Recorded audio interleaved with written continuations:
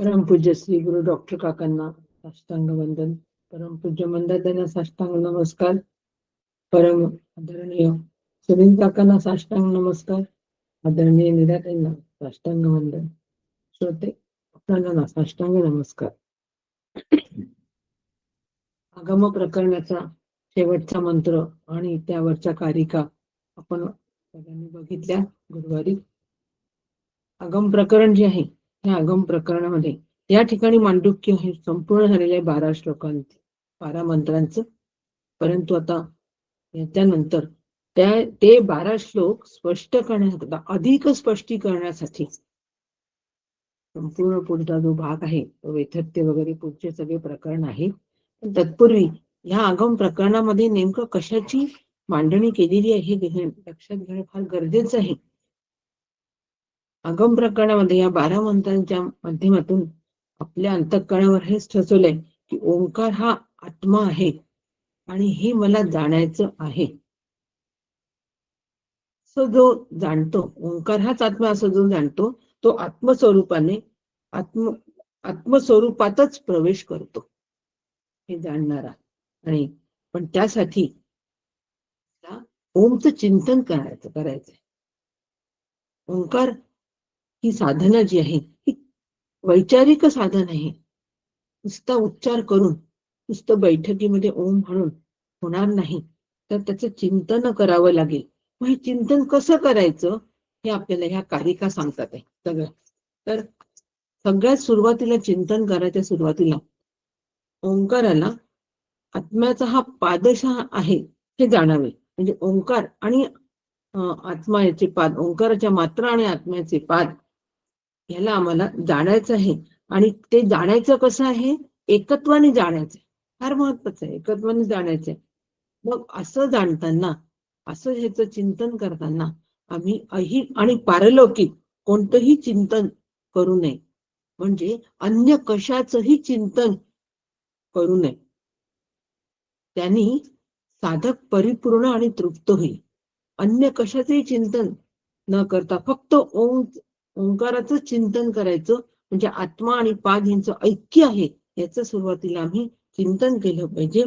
मग त्यानंतर हे चित्त आहे म्हणजे हे अंतःकरण जे आहे हे ओंकारातच ठेवावे. म्हणजे आत्मस्वरूपामध्ये स्थिर ठेवावे. आत्मस्वरूपामध्ये लेश मात्र भेद नसतात. आत्मस्वरूपा व्यतिरिक्त अन्य वस्तू पाहू नये. ओमचं चिंतन सुरू आहे, कशा पद्धतीने करायचं त्यासाठी ती पुढच्या कारिका सांगून आले. अन्य कोणत्याही वस्तू पाहू नयेत. अशा स्थिर आणि दृढ झालेल्या ज्ञानी पुरुषाला भय वाटत नाही. तो पूर्णता निर्भय होतो. तये मन प्रणवी ठेवावे, जीवनी निर्भय व्हावे. डॉक्टर काका म्हणतात आणखीन एका ओवीमध्ये 302 नंबरची ओवी आहे की बुद्धी जयाची चोखडी तो आत्म्याते घाली मिठी. चोखडी बुद्धी असेल तर आत्म्याला तो मिठी घालेल आणि द्वैत प्रपंच उठाउठी नाही असा. आणि ज्यांनी आत्म्याला मिठी घातली तो एकमेव अद्वितीय स्थितीलाच प्राप्त होतो आणि मग त्याच्यासाठी द्वैत प्रपंच काहीही उरत नाही. म्हणून आम्ही काय करायचं, साधकांनी जो कार्यकारण भाव आमच्या वृत्तीमध्ये असतो तर तो कार्यकारण भावात सुद्धा ओंकार आहे. त्याच्याशिवाय वेगळं काहीच नाही. मायेमुळे हे जगत भासत आहे. माया ही परब्रह्म स्वरूप ओमच्या अधिष्ठानावरच भासते.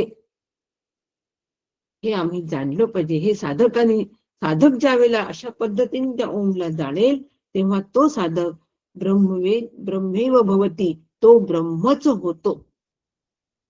तो ब्रह्मच होतो असं जाणणारा. म्हणून श्रुती सांगते आहे, इथपर्यंत सांगून श्रुतीने आता आम्हाला सांगते की ईश्वर सुद्धा ओंकारच आहे. ओमचं चिंतन चालू आहे टप्प्याटप्प्याने.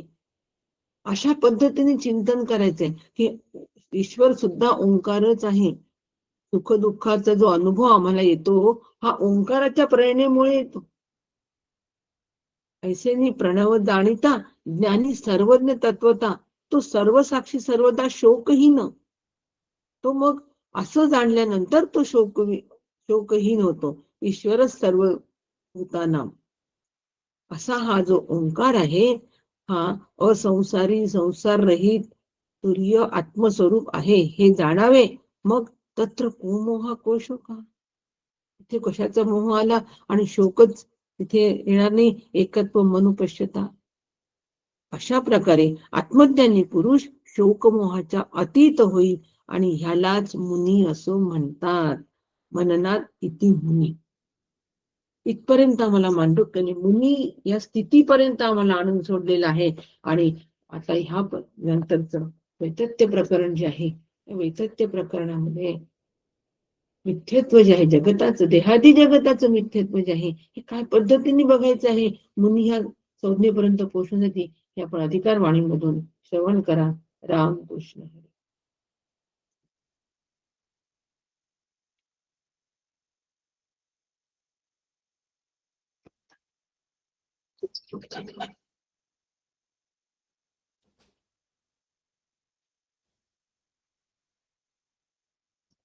अँगल सांगशील?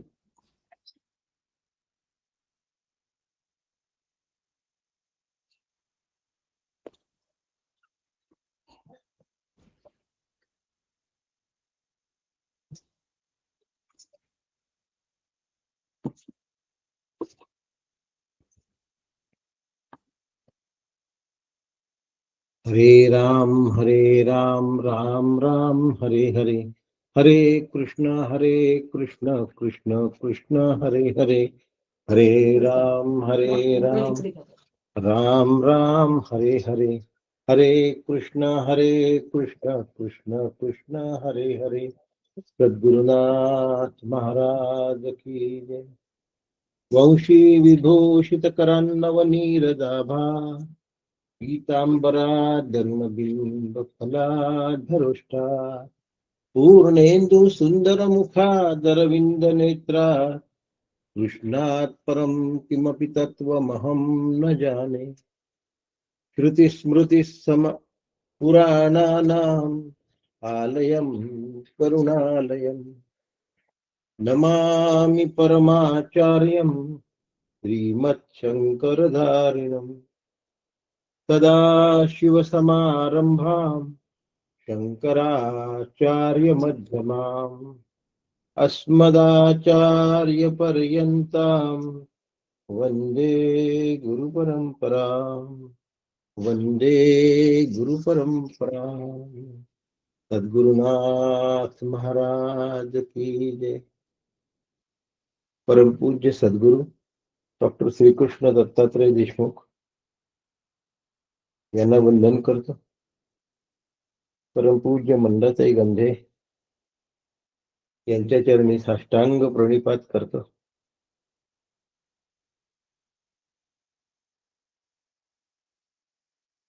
आजपासून वैतथ्य प्रकरणाला प्रारंभ झाला आणि आदरणीय नीलाताईंनी कितीतरी आधीपासून, प्रतिभाताई व्हिडिओ बंद करता आला तर बघा, शक्य असेल तर बोट लावून. ऑडिओ बंद आहे तुमचा, व्हिडिओ फक्त. हा छान.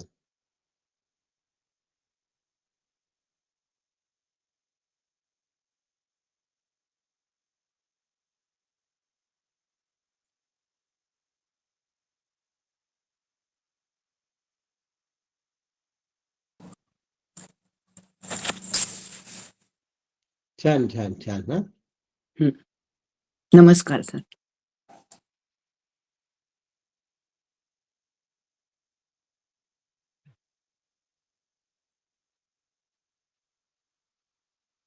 आपलं आगम प्रकरण पूर्ण झालं आणि आदरणीय नीलाताईंनी वैतथ्य प्रकरणाचा घरी अभ्यास केला. मी नक्की सांगतो, मी विचारलं नाहीये पण मला खात्री आहे.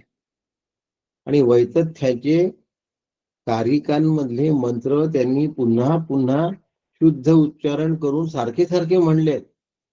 त्याच्यावर त्यांनी मेहनत केली आहे की आपल्या ह्रस्व दीर्घ अनुस्वार कशातही चुका होता कामा नये, संधी विग्रह उगाच होऊ नये, या सगळ्या काळज्या घेऊन आज आदरणीय नीलाताई दातार यांनी वैतथ्य प्रकरण आपल्या समोर पठण केलेलं आहे.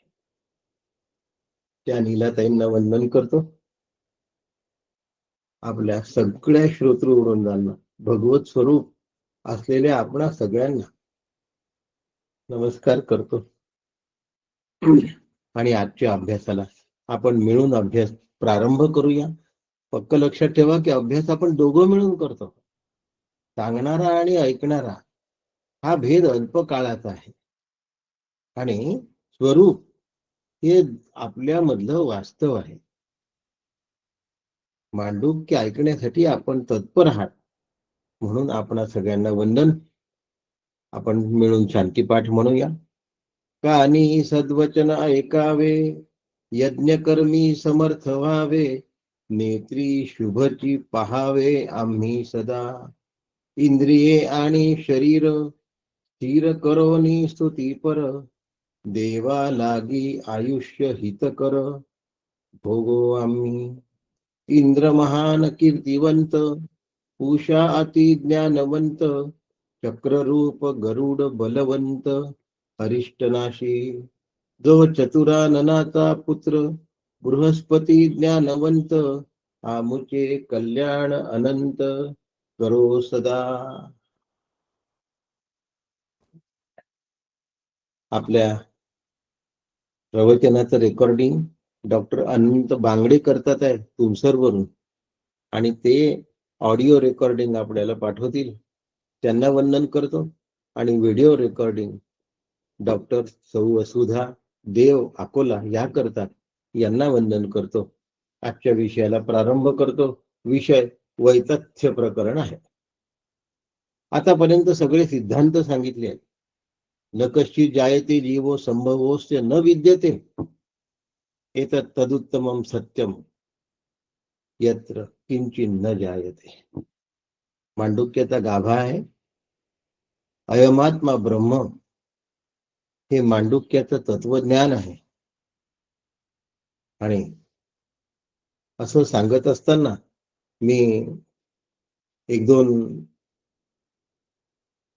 कृतींचा उल्लेख या ठिकाणी केला होता की प्रपंचो यदि विद्येत निवर्तेत न संशयः, माया मात्रमिदं द्वैतम अद्वैतम परमार्थतः, ज्ञाते द्वैतम न विद्यते इत्यादी इत्यादी. काही जणांना पाठवले सुद्धा. निवृत्ते सर्व दुःखानां ईशानां प्रभुरोवे हा वगैरे. आपण सगळेजण सुज्ञ आहात आणि ज्यांनी पाठवलं त्यांनी पुन्हा त्याचा अभ्यास केला असेल असं मी गृहीत धरतो. आणि सिद्धांत रूप सांगितलेला आगम प्रकरण त्याचं अल्पस कारिकांमध्ये स्पष्टीकरण पूर्ण करून आज कारिकारूप असलेला वैतथ्य प्रकरणाला प्रारंभ करतोय. आता इतके मोठे सिद्धांत सांगितल्यानंतर पुन्हा तथ्य नाही असं प्रकरण कशाला सुरू केलं? कारण तथ्य नाही हे अश्रद्ध लोकांसाठी, आणि आम्हाला त्यातलं तथ्य समजलं पाहिजे म्हणून वैतथ्य प्रकरणाची सुरुवात आहे. आता वैतथ्यमध्ये वै आहे आणि तथ्य आहे.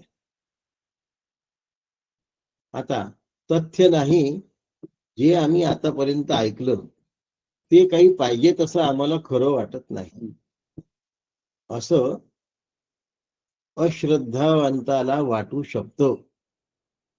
आणि श्रुती असा अश्रद्धावंतही जो आहे, असे कोण असतात? तार्किक लोक असतात, बुद्धिजीवी लोक असतात, बुद्धीला सत्य मानणारे असतात. चक्षुर्वे सत्यम म्हणून न्यायशास्त्र ज्याच्यावर आधारित आहे, यत्र यत्र धुमः तत्र तत्र वह्निः असे लोक असतात. आणि त्यांच्याही लोकांच्या गळी श्रुतींचे अर्थ उतरले पाहिजे आणि त्यांचंही कल्याण झालं पाहिजे.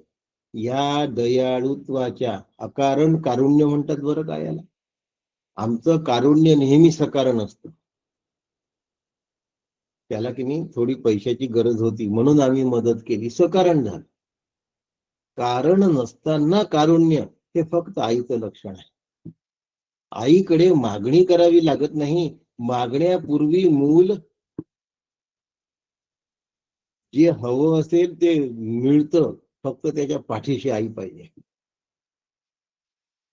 एखाद्या वेळेला ती वस्तू देऊ शकत नसेल ना, तर ती त्याला समजावून देते आणि त्या वस्तूची अभिलाषा काढून टाकते त्याच्या चित्तातून. परंतु त्याचं चित्त समाधानानेच पावतं ती माता आहे. पुत्रो जायेत क्वचिदपि कुमाता न भवते. आणि श्रुती म्हणजे उपनिषद आणि स्मृती म्हणजे भगवद्गीता हे आपल्या आईचे दोन नाव आहेत. एकाच आईचे दोन नाव आहेत. आणि आज ती आपल्याला आपला जो तार्किक स्वभाव आहे, आपला जो बुद्धिनिष्ठ स्वभाव आहे, आपल्याला डोळ्यांनी पाहिल्याशिवाय खरं वाटत नाही अशी जी आपली वृत्ती आहे, त्या वृत्तीचा निखालस विमोड करून त्या वृत्तीत तथ्य नाही हे तिला समजावून सांगायचं आहे. आणि म्हणून वैतथ्य प्रकरण आहे. सांगितलेल्या अभ्यासात तथ्य नाही असा अर्थ नाही आहे. तुमच्या तार्किकाची जी बुद्धी आहे, तुमच्या बुद्धिनिष्ठतेचा जो स्वभाव आहे, आणि त्यामुळे डोळ्यांनी पाहिलं त्यालाच आम्ही खरं मानतो, आम्हाला हे पटत नाही असं म्हणणाऱ्यांसाठी आता हे वैतथ्य प्रकरण आहे. की तुम्ही जे काही म्हणता, तुम्ही जे काही मांडता, तुम्ही जे काही पाहता आणि खरं मानता, जगाला खरं मानतो ना आम्ही. जग पाहतो म्हणून जगाला खरं मानतो. देह आरशामध्ये पाहतो म्हणून देहाला खरं मानतो. देह आणि जगत यांच्यातला व्यवहार पाहतो म्हणून देह जगतातल्या व्यवहाराला खरा मानतो. तो माझ्यामुळे झाला असं वाटतं म्हणून कर्तृत्वाला खरा वाटतो. आणि खरं वाटणं हे अंतःकरणात साठवून ठेवतो म्हणून संघाला खरा समजतो. आणि या पाचही गोष्टी खऱ्या नाहीत.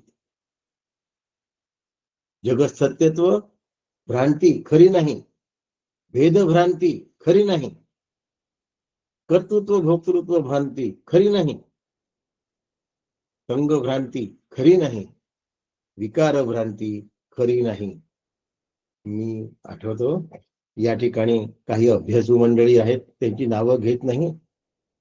ते म्हणाल की तुम्ही स्पष्टीकरण देताना जगतभ्रांती सांगितली आणि बोलताना भेदभ्रांती बोललात. भेदभ्रांती हा जगतभ्रांतीचाच भाग आहे. म्हणून देहसत्यत्व, भेदभ्रांती. भेद कुठे आहे? देह आणि जगत याच्यामध्ये केला जातो म्हणून त्याला जगत सत्यत्व भ्रांती असं म्हणतात. आता तो भेद केला गेला म्हणून त्याला भेदभ्रांती म्हणतात. बाकी भ्रांती पाचच आहेत. आणि अशा पद्धतीने आपण आपल्या अभ्यासाला सुरुवात करतो आहे. या भ्रांतींमध्ये तथ्य नाही.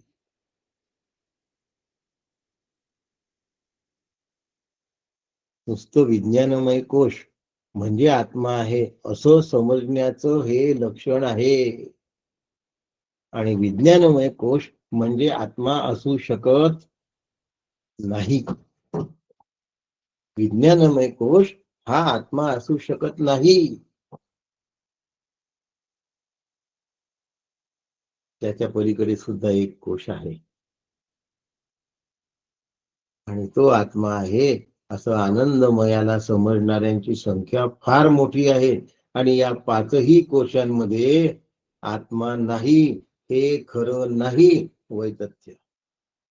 म्हणून आपल्याला आता वैतथ्य प्रकरण या ठिकाणी सांगतात आहे. आणि भाष्यकार त्याचा पहिल्यांदा भाष्य सांगतात आहे आणि त्याला म्हणतात संगती भाष्य. काय म्हणतात त्याला? संगती भाष्य असं म्हणतात. म्हणजे आगम आणि आगमामध्ये सांगितलेले सिद्धांत आणि आमच्या जीवनात प्रत्यक्ष येणारा अनुभव यांचा परस्पर संबंध काय, म्हणून याला संबंध भाष्य असं म्हणतात. आणि हे स्पष्ट करून सांगत असताना त्याची संगती काय, म्हणून त्याला संगती भाष्य असं म्हणतात. तसं भेदभ्रांती आणि जगत सत्यत्व भ्रांती तसं संगती भाष्य आणि संबंध भाष्य हे एकच आहे. आणि अशा पद्धतीने सांगतात की देह असार आहे, जगत असार आहे. ह्या तथ्य नाही. आता इथूनच सुरू झालं बघा. पटते का हो आम्हाला हे?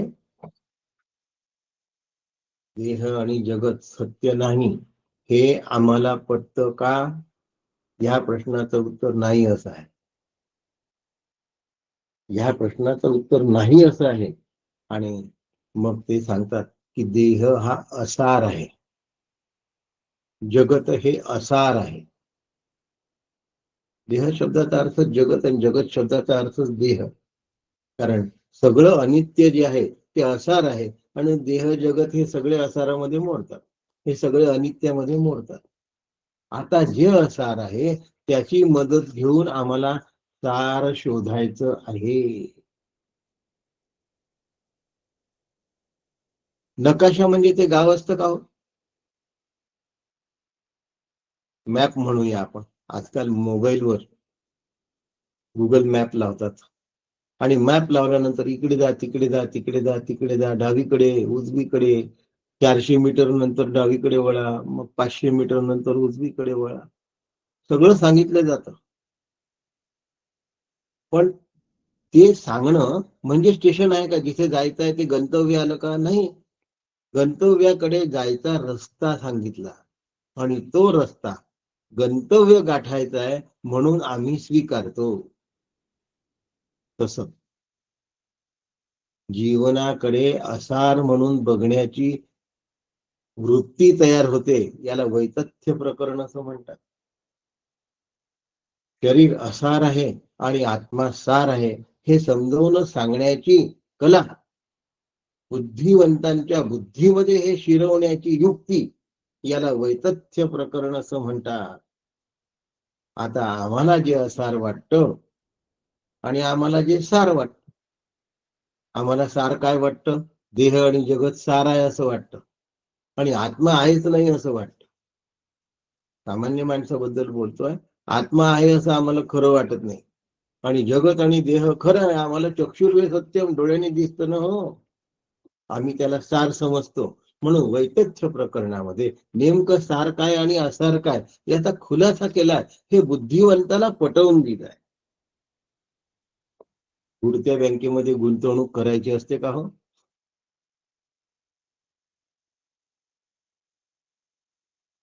माझा जो दवाखाना आहे त्याच्या समोर महिला बँक नावाची बँक आहे आणि ती बँक बुडली.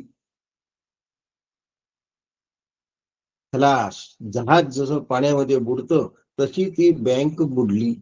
अशा बुडत्या बँकेमध्ये ठेवावी का हो माणसाने? नाही ठेव. बुडत्या बँकेमध्ये ठेवू नये. मग आता बुडत्या बँकेमध्ये जर गुंतवणूक करू नये तर बुडत्या शरीरामध्ये गुंतवणूक करावी का? ती गोष्ट छोटी छोटी. बुडत्या शरीरामध्ये गुंतवणूक करावी का?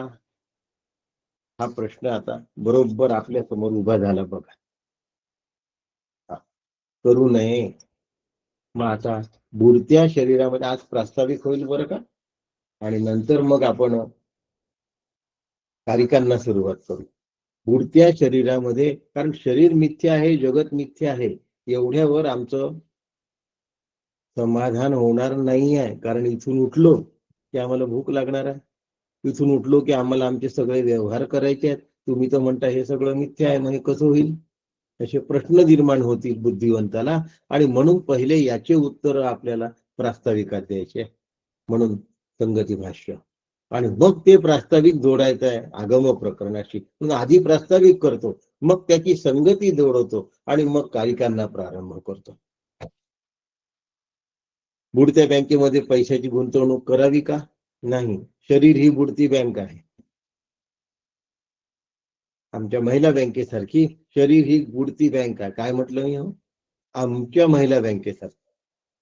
कारण ती बँक माझ्या दवाखान्याच्या समोर होती. मग तिथल्या तिथे ट्रान्झॅक्शन करायला सोपं होतं. मग जिथे आपण ट्रान्झॅक्शन करतो त्याला आमची बँक म्हणतो की नाही म्हणतो. त्याला आम्ही आमची बँक असा शब्द प्रयोग करतो. अहो, ट्रेनमध्ये काही काळासाठी जर आम्ही बर्थ बुक केला ना, तर त्याला आम्ही काय म्हणतो, आमचा बर्थ म्हणतो. रस्त्याच्या समोरची जी जागा आहे, आपल्या कंपाऊंडच्या बाहेरची, तिथे आम्ही कार पार्क करतो आणि हे आमची कार ठेवायची जागा आहे म्हणतो. आहे ना हो आमची. आमचं घर आहे, घराची कंपाऊंड वॉल आहे, त्याच्या बाहेर आम्ही कार लावतो आणि आमच्या घराच्या कंपाऊंड वॉलच्या बाहेर कार लावली त्या जागेला आमची जागा असं म्हणतो. बाहेरच्या आम्हाला जे आमचं नाही त्याला आमचं म्हणण्याची इतकी सवय झालेली आहे. ते शरीर सुद्धा आमचं नसताना त्याला आम्ही गुंतवणूक केल्यामुळे मनाची आमचं म्हणायला लागलेलो आहे. मग शास्त्र सांगतं, शरीरासाठी खर्च करावा, पण शरीरामध्ये मनाची गुंतवणूक करू नये. याचा अर्थ काय झालं हो? शरीर जरी असार असले तरी मला ते सार तत्व शोधून देण्यासाठी मदत करणार आहे. म्हणून शरीराचा नीट सांभाळ करावा माझ्या आणि दुसऱ्याच्या पण. भिक्षौषधम भुज्यताम, साधना पंचकम मध्ये आचार्यांची आज्ञा आहे. भिक्षौषधम भुज्यताम. शरीर जरी असार असलं तरी त्याला अन्न, वादेन्नम न तू याच्यताम, अन्न द्या म्हणतात. भिक्षौषधम भुज्यताम, भिक्षा म्हणजे अन्न. दीक्षा शब्दावर 8 दिवस बोललेलो आहे मी संगमनेरच्या अभ्यास वर्गात, आणि आज सुद्धा संगमनेरच्या अभ्यास वर्गात छान प्रवचन सुरू झालीत. आपली साधक अनेक ठिकाणी छान बोलायला लागले.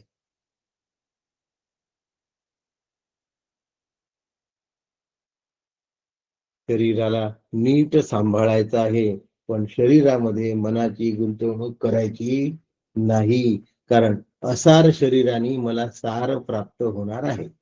असार मॅपनी मला जिथे जायचंय ती जागा मिळणार आहे. त्या जागेवर जाऊन पोहोचल्यानंतर मॅप पाहायची गरज नाही, पण तोपर्यंत मॅप जपणूक केली पाहिजे. म्हणजे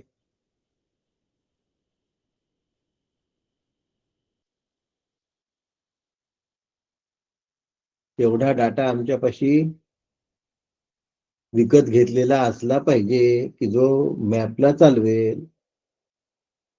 म्हणून शरीर नीट सांभाळायचं आहे आणि त्या शरीराकडून, असार शरीराकडून सार शोधण्याचा प्रयत्न करायचा आहे.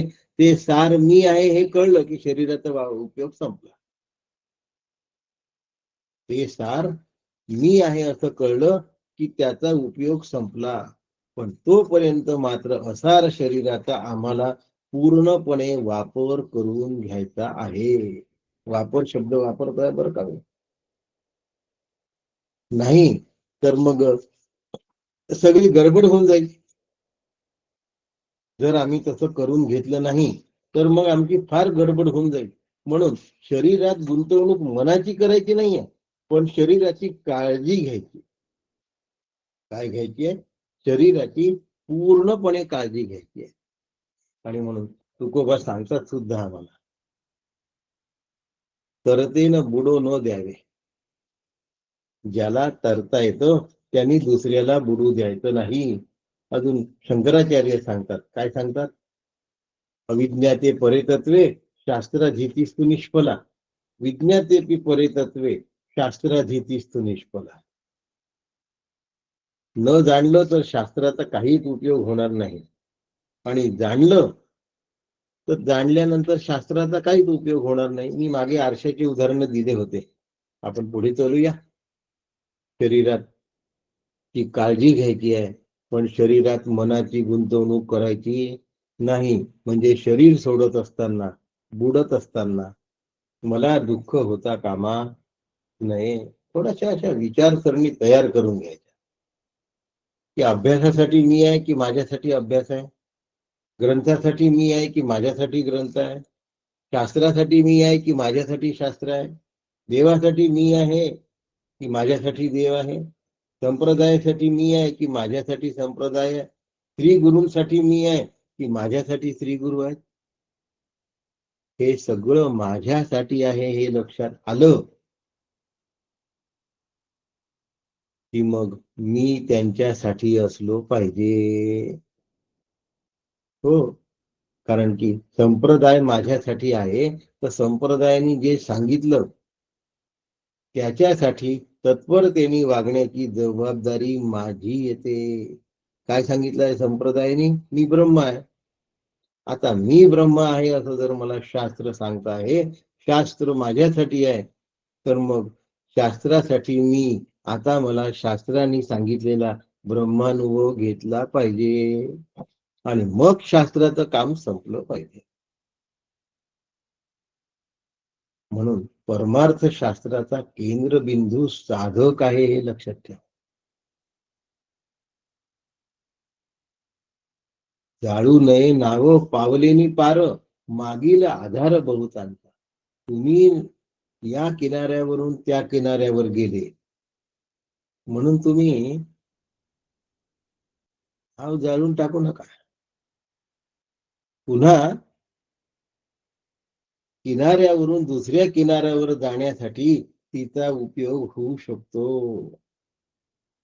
आणि म्हणून मी संप्रदायासाठी आहे आणि संप्रदाय माझ्यासाठी आहे. आता संप्रदाय माझ्यासाठी आहे, मी संप्रदाय स्वीकारला की मग संप्रदायासाठी मला झटलं पाहिजे. संप्रदायाचा उत्कर्ष करण्यासाठी नव्हे, संप्रदाय जगून दाखवणे हाच संप्रदायाचा उत्कर्ष आहे. यांनी मला मोटिवेशन प्राप्त होतं. शास्त्राने मला जे द्यायचं ते दिलेलं आहे, संप्रदायाने मला जे द्यायचं ते दिलेलं आहे, देवानी मला जे द्यायचं ते दिलेलं आहे. आता ते होऊन दाखवायचं आहे. काय चाललं आहे? वैतथ्य प्रकरणाकडे चाललो आहे आणि आम्ही तार्किक आहोत, आम्ही बुद्धिनिष्ठ आहोत आणि आचार्य म्हणतात तर्का प्रतिष्ठात ब्रह्मसूत्र. पण काही मुलं नाथाळ असतात, काही खोडकर असतात, त्याच्यासाठी ते तार्किक असतात, तर्कट असतात. आणि म्हणून या ठिकाणी प्रतिज्ञा केली आहे. प्रतिज्ञा म्हणजे विचाराधीन वाक्य. या ठिकाणी आचार्यांनी विचाराधीन वाक्य टाकलाय, यदृष्टम तद्नष्टम. जे जे दृश्य आहे ते नष्ट होतं. संगती भाष्य सुरू आहे बरं का. यदृष्टम तन्नष्टम.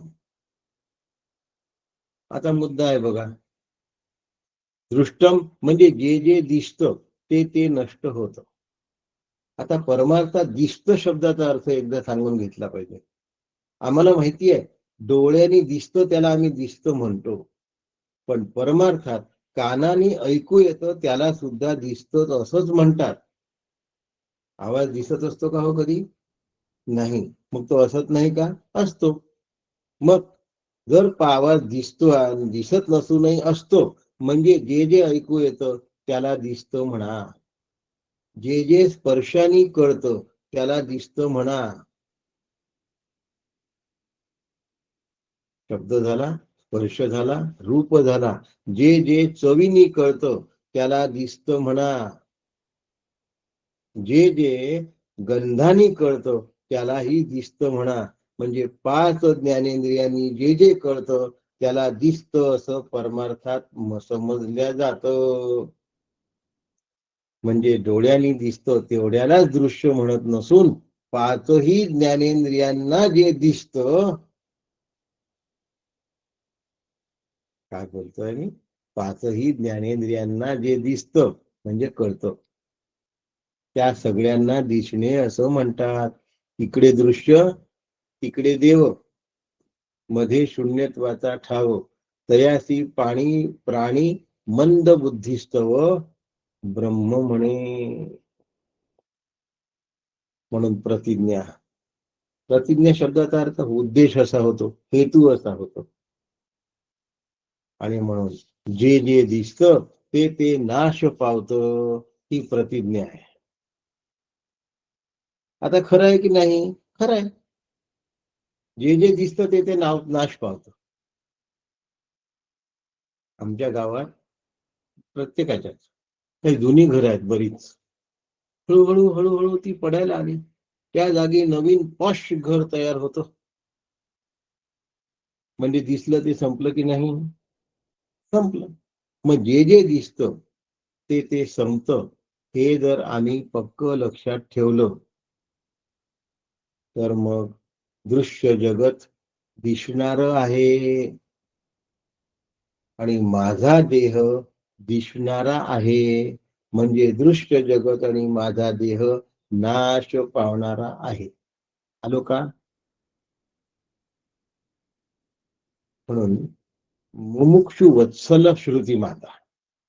आई कशी आहे ही? या आईचं काय वैशिष्ट्य आहे हो? ती मुमुक्षु वत्सल आहे. कोणावर प्रेम करते? मुमुक्षूवर प्रेम करते. कोणावर प्रेम करते? जो मुमुक्षू नाही तरी त्याला मुमुक्षू करण्याकरता प्रयत्न करते आणि मग मुमुक्षू करून त्याच्यावर प्रेम करून त्याला ब्रह्मरूप करते. आणि म्हणून कृती माऊली ही वात्सल्याने परिपूर्ण ओतप्रोत भरलेली आहे. आपल्याला समजेल, आपल्याला पटेल, आपल्याला रुचेल आणि आपल्याला मनापासून आवडेल अशा पद्धतीने ती आम्हाला समजवून सांगते आणि आम्हाला ते पटवून देते. आम्ही मंदबुद्धीचे आहोत, आम्ही असमज बुद्धीचे आहोत. परमार्थ कसा करतो आम्ही? लाईटली. मी तुम्हाला उदाहरण देऊ शकतो. 100च्या वर आकडा गेलेला आहे. म्हणजे आज 8, 115च्या जवळ आपली संख्या आहे. मांडुक्य असताना सुद्धा, थंडी असताना सुद्धा. पण ह्यातले काही लोक चालता चालता ऐकतात, काही लोक काम करता करता ऐकतात. अगदी ज्यांना ट्रेनच पकडायची आहे अशा मुंबई पुण्यांबद्दल बोलत नाही मी, पण बाकीचे शांतपणे एका जागी बसून ऐकलं तर हे गळी उतरणार आहे. पण ज्यांना ट्रेन्स पकडायचे आहेत, गावाला जायचं आहे, त्यांनी काम करता करताही ऐकलं तरी खूप झालं, कारण काम करताना त्यांना ऐकावंसं वाटतंय एवढ्या गडबडीत.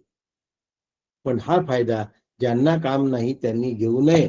नाही म्हणजे काम नसतं असं कधी नसतं, पण काही कामं नंतर केल्या जाऊ शकतात. म्हणून पहिले पूर्ण एका ठिकाणी बसून असं तार्किकाच्या भानगडीत पडू नये, पण श्रुती माता पडते रे बाबा. आणि म्हणून परमार्थ चालता बोलता हसत खेळत करायचा नसतो. ही गोष्ट मौज मस्तीत शिकण्याची नाही. चालता फिरता व्यायाम करता, स्वयंपाक पाणी करता, अंथरुणावर आडवं पडल्या पडल्या धुलई अंगावर घ्यायची आणि शांतपणे ऐकायचं. अशा तमोगुणामध्ये हे गळी उतरण्याची शक्यता नाही. तेवढा वेळ याच्यासाठी काढा, यावर तुमची इच्छा. म्हणून मौज मस्तीत परमार्थ होत नाही, उथळपणाने परमार्थ होत नाही. उदाहरण देतो. आम्ही पूर्वी शिबिर घेत होतो आणि त्या शिबिराचं एक स्लोगन ठरवलं जात होतं. एका शिबिराचं स्लोगन ठरलं होतं, हसत खेळत परमार्थ. आणि सगळ्यांनी हसत खेळत परमार्थ या स्लोगनचं स्वागत केलं खूप. मी डॉक्टर काकांना म्हटलं असा परमार्थ असावं का? तर ते म्हणाले, तो हसत खेळतच्या ऐवजी हसवत खिदळवत कधी होईल सांगता येत नाही. आणि तो कधी घरंगळतो, ध्येय कधी धुसर होतं, त्यात रजोगुण कधी बळावतो, हे सांगता येत नाही. म्हणून हसत खेळत परमार्थ करू नका. हसवत खिदळवत होईल, कधी याचा पता चालणार नाही. खूप जण असतात यात्रेला जाऊ म्हणतात, मला विचारतात आम्ही यात्रेला जाऊ का, काय नाही म्हणणार. यात्रेला जायलाच पाहिजे. यत् त्रायते इति यात्रा, जे मला तारून नेत त्याला यात्रा म्हणतात. उत्तमा सहजावस्था, मध्यमा ध्यानधारणा. उत्तम अवस्था सहज अवस्था, मध्यम अवस्था ध्यानधारणा, तृतीया प्रतिमा पूजा, तिसरी अवस्था पूजा करणे. तीर्थयात्रा धमाधमा. आता ज्याला काहीच जमत नाही त्यांनी तीर्थयात्रा तरी कराव्या. जो काहीच करायला तयार नाही त्याच्यासाठी आहे बरं का. विषय आहे त्रायते इति यात्रा, यत् त्रायते इति यात्रा. यात्रेला निघाला, त्या यात्रेची सहल कधी होऊन जाईल, त्या यात्रेचं ट्रिप मध्ये रूपांतर कधी होईल, आणि आम्ही किती किती मौज मस्त्या आणि भ्रमण करून आलो, याच्यामध्ये कधीही तो हरवून जाईल याचा भरोसा नसतो. म्हणून तीर्थयात्रा धमाधमा. आश्रम हा मोक्षाचा अभ्यास न होता शैनीचा विलास झाला, तर त्या आश्रमाचा राजमहाल झाला म्हणून समजा. अशी मी खूप आश्रम पाहिले जिथे पैशाची चंगळ झाली, खाद्य पदार्थांची रेलचेल झाली आणि आश्रमाचा राजविलास झाला. आणि तीर्थयात्रेच्या ट्रिप्स झाल्या. तीर्थयात्रा कुठे परिवर्तित झाली, ट्रिप्स मध्ये. गुजरातमध्ये वासुदेवानंद सरस्वतींचं समाधी स्थान आहे गरुडेश्वर. तिथे जायचं ठरलं होतं आणि एकदाच जेवायला मिळतं असं माहिती आली होती. आम्ही 25 जण, 1 महिना आधीपासून एकदा जेवण्याची सवय करून मग आम्ही तिथे गेलो. आणि तिथे गेल्यावर कळलं की 10 जणांच्या वर जर रात्री पासेस संपत असतील तर रात्री पण स्वयंपाक होतो. पण आम्ही 25 जण होतो, आम्हाला सहज जेवायला मिळू शकत होतं. पासेस फाडल्यावर 10 रुपयाची पास होती. पण एकदा जेवायची सवय केल्यामुळे आम्ही रात्री जेवलो नाही, म्हणून पहाटे 3 वाजतापासून साधनेला बसता आलं. दुपारी 12:30 वाजता आरती झाल्यावरचं जेवण झालं की दुसऱ्या दिवशी दुपारी 12:30 जेवायचं.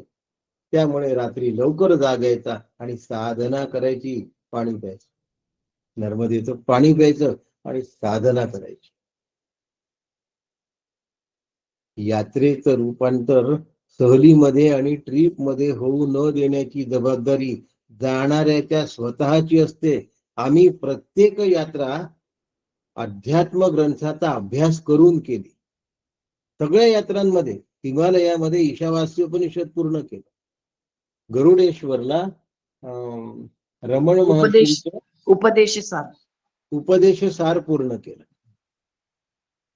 ज्या ज्या ठिकाणी आम्ही गेलो तिथे एक एक ग्रंथ आम्ही पूर्ण केलेला आहे आणि मेहनतीने बसलेलो.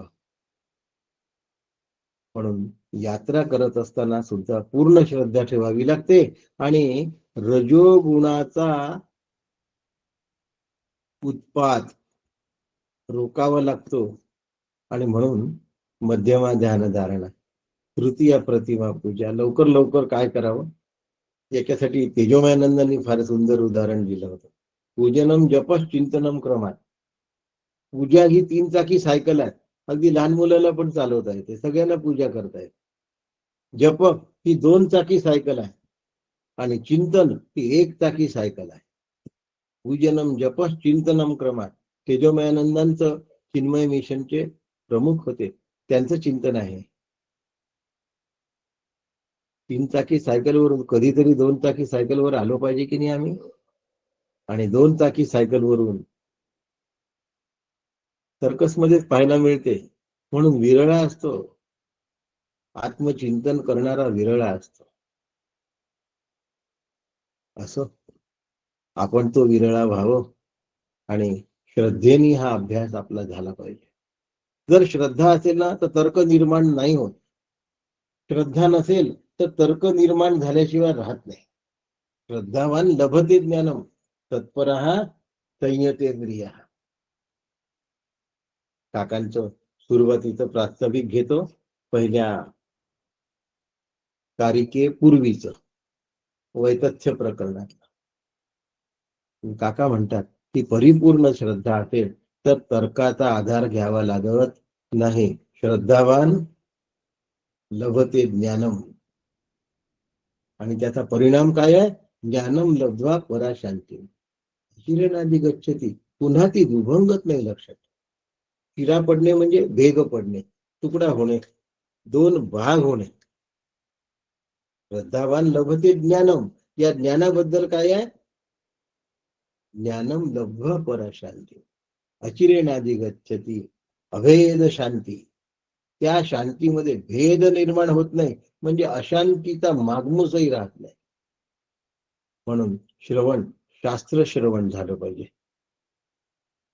नाहीतर मग सगळेच जण श्रवण करतात, पण त्यातून आत्मज्ञान हरवून गेलेलं असतं. म्हणून आत्मज्ञानाच्या वर्माला धरून ठेवणं याला श्रवण असं म्हणतात. वेदांत. श्रवण शब्दाची व्याख्या काय आहे? कोणी सांगेल म्हणून सांग. वेदांताचं तात्पर्याचा निश्चय व्हायला पाहिजे. बरोबर. वेदांत तात्पर्याच्या निश्चयाला श्रवण असं म्हणतात. नाही तर ते ऐकणं असतं. कुत्रा ऐकतो, मांजर ऐकते, पोपट ऐकतो. पण मुमुक्षू श्रवण करतो. म्हणून समर्थांनी श्रवणावर अखंड 3 आणि एक आणखी असे 4 समास दिलेले आहेत. म्हणून तार्किकाने जास्त युक्तिवाद जर थांबायचे असतील तर आपली श्रद्धा जोपासली पाहिजे. ती संप्रदाययुक्त जोडली पाहिजे. ती शास्त्रानुसार असली पाहिजे. अशा श्रवणाने तरुण जातो. कुठलंही स्वैर श्रवणाने तरुण जात नाही. स्वमताचा आग्रह असणाऱ्याला अत्यंत अभिमान असतो. तो शास्त्राला डावलतो. मी सांगतो ते बरोबर आहे म्हणतो. माझाच अनुभव ऐका म्हणतो. आणि अनुभवापेक्षा श्रेष्ठ गुरु काही नाही असं म्हणून स्वमताचा अभिमान करतो. असा व्यक्ती आत्मज्ञानापासून दूर राहण्याची दाट शक्यता असते. फार स्वमताचा अभिमान असणारे लोक खूप असतात. थोडासा परमार्थाचा अनुभव यायला लागला, अनुभव म्हणजे थोडस काही कळायला लागलं तर माझंच मत बरोबर आहे म्हणतात. आणि असं एकदा झालं की मग फजिती झाल्याशिवाय राहत नाही. म्हणून स्वमताचा आग्रह धरणाऱ्याचा घात झाल्याशिवाय राहत नाही. त्याच्यापासून आत्मज्ञान अत्यंत दूर जातो. आणि असे खूप लोक मला पाहायला मिळाले की ज्यांनी मोठ्या मोठ्या गोष्टी उभ्या केल्या, पण आपल्या मतालाच धरून चालले, श्रुतिमत नाही मानलं. म्हणून सांगतात की श्रुती निर्माण होण्यापूर्वी असतीलच ना मोक्षाला गेलेले, मग त्यांनी कसं मिळवलं? अरे बाबा, नकाशा निर्माण होण्यापूर्वी जे गेले आणि अमेरिकेचा शोध लावला म्हणजे अमेरिका होतीच, माहिती असेल कोलंबस. पण त्याच्यासाठी त्यांनी जेवढा लंबा प्रवास केला तसा करून आपलं आयुष्य गमावून करता काय? आता नकाशा तयार झालाय, जाण्याची व्यवस्था तयार झाली आहे, त्याचा स्वीकार करा, लवकरात लवकर पोहोचा. स्वमत स्वमत स्वमत कशाला? आता नकाशाने चला ना. संप्रदाय हा नकाशा आहे आणि संप्रदायांची धुरीण काय म्हणतात? संप्रदायाच्या धुरीणांना परंपरा सांभाळणारे. म्हणून संप्रदाय परंपरेने टिकून राहत असतो. असे जे धुरीण असतात त्यांनी संप्रदायाचं तत्वज्ञान जोपासून ठेवलेलं असतं. त्या मतानी चालावं, स्वमतानी चालू नये, आपल्या तर्कानी सुद्धा चालू नये. तर्क अप्रतिष्ठा. पण तरी ज्यांच्या अंतःकरणात श्रद्धा नाही, जे तर्कावरच विश्वास ठेवतात, बुद्धीलाच सत्य मानतात, जगाला आणि देहाला सत्य मानतात. बुद्धीला सत्य मानणं म्हणजे देहाला, बुद्धी म्हणजे सूक्ष्म देहच आहे ना. म्हणून देह आणि जगत यांना सत्य मानतात. त्यांच्या सुद्धा कणवेतून वैतथ्य प्रकरण श्रुती मातेने लिहून काढलं आणि तिने त्याचा निष्कर्ष मांडला आहे. म्हणून अनेक मतांचा वैतथ्य प्रकरणामध्ये खरपूस समाचार घेतला आहे आणि द्वैताचा भ्रम काढून टाकलेला आहे. हा द्वैताचा भ्रम कसा निघाला पाहिजे आणि समूळ त्याचं उच्चाटन कसं झालं पाहिजे, यासाठी श्रुती माता तत्पर आहे.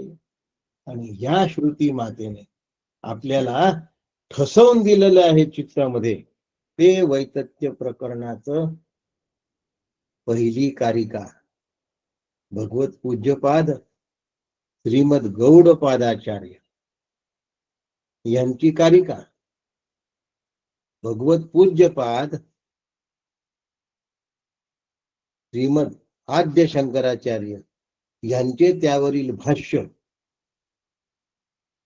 आणि सद्गुरु परमपूज्य डॉक्टर श्रीकृष्ण देशमुख उपाख्य काका यांनी त्यावर लिहिलेल्या ओव्या, ह्या त्रयींतून उद्या आपण वैतथ्य प्रकरणांच्या कारिकांच्या स्पष्टीकरणाला प्रारंभ करतो आहे. सुरुवातीपासून आपण सगळ्यांनी असावं आणि आजच्या सारखं मनापासून अन्य काही काम व्यायाम वगैरे न करता या वेळात एकाग्रतेने ऐकावं. म्हणजे जगत सत्यत्व भ्रांती आणि देह सत्यत्व भ्रांती कायमची नाहीशी होऊन जाईल. इतकं सुंदर तर्क भगवत पूज्यपाद श्रीमद आद्य शंकराचार्यांनी मांडलाय. शंकराचार्य महागल यांच्यासारखं श्रेष्ठ आणि एकदम सटीक मांडणी कोणाची नाही, लक्षात ठेवा. त्यांच्या मांडणीने आपल्या बुद्धीतले सगळे भ्रम नाहीसे होतील आणि त्यांच्या कृपाशीर्वादाने मी ब्रह्म आहे या अनुभवावर आपण येऊ. प्रत्यक्ष स्वरूपात असलेले डॉक्टर काका त्यांच्या आशीर्वादाने आपण मी ब्रह्म आहे या अखंडकार वृत्तीमध्ये राहू, याची मला खात्री आहे. आपण सगळ्यांना वंदन करतो. आजचा विषय थांबवतो. उद्या पहिल्या कारिकेपासून आपण प्रारंभ करतो आहे वैतथ्य प्रकरणाला. राम कृष्ण हरी. रामकृष्ण हरी सुनील काका. रामकृष्ण हरी. जय श्री रेखावती रामकृष्ण हरी. हरिशरणजी, आशाताई रामकृष्ण हरी. अनुराधाताई पाठक रामकृष्ण हरी.